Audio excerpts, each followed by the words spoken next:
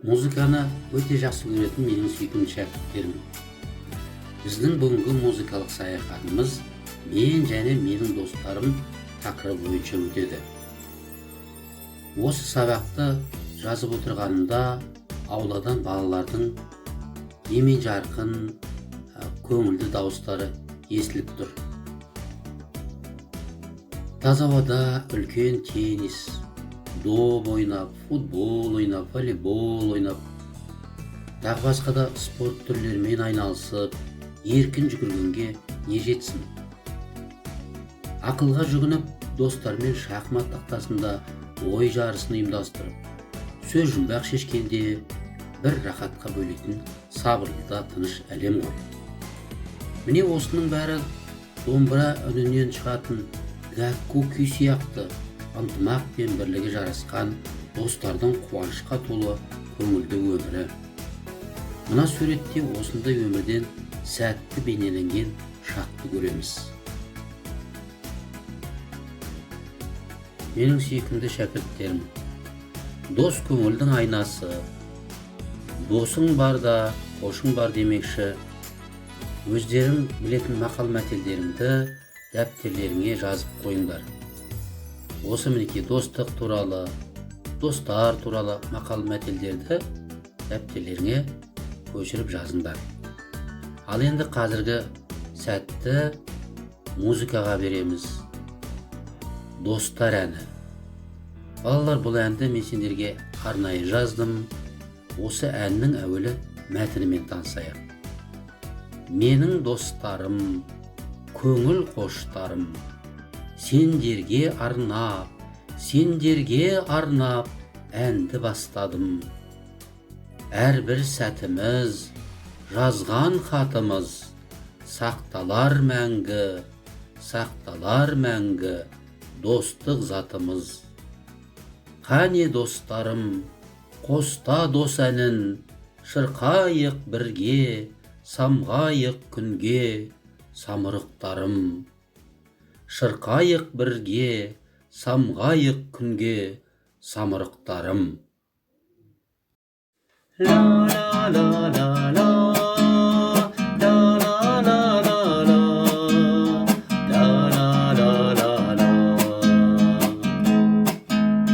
Менің достарым, көңіл қоштарым,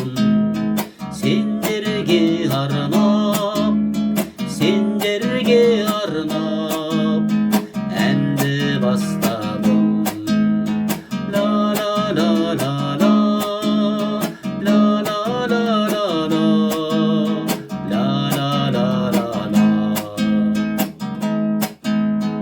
Әрбір сәтіміз, жазған хатымыз сақталар мәңгі достық затымыз.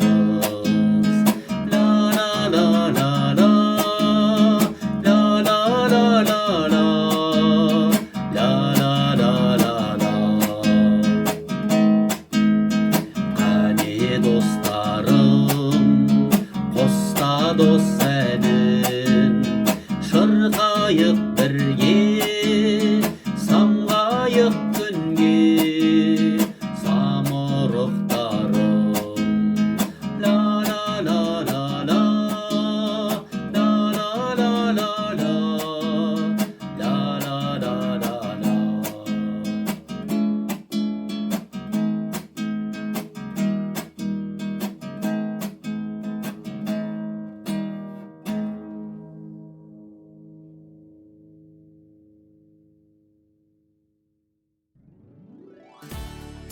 Әдеттегідей, сабақ барысында біз музыкалық сауат бойынша бүгін ырғақпен танысамыз.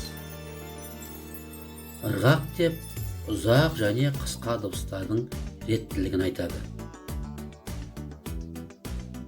Музыкалық саяхатымыздың тағы бір тамаша кезеңі бұл аспаптық музыка тыңдау. Біз бүгін достарға арналған күй тыңдаймыз. Достар күйі.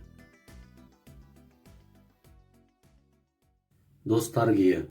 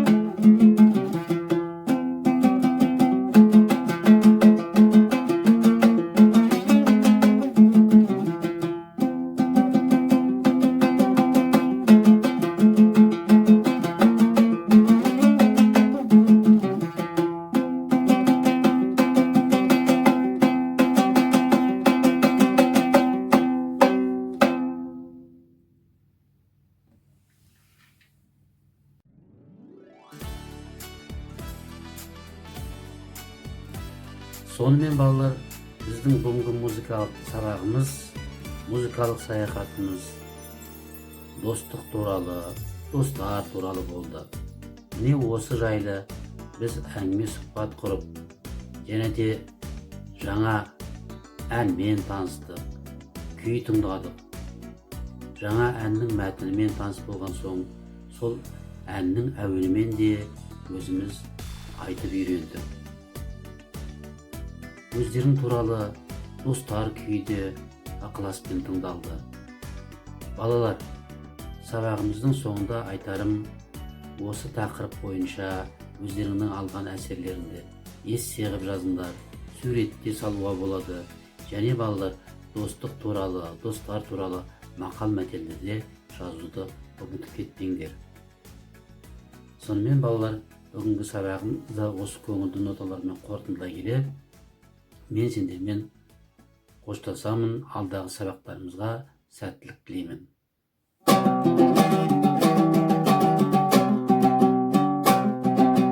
Сау бола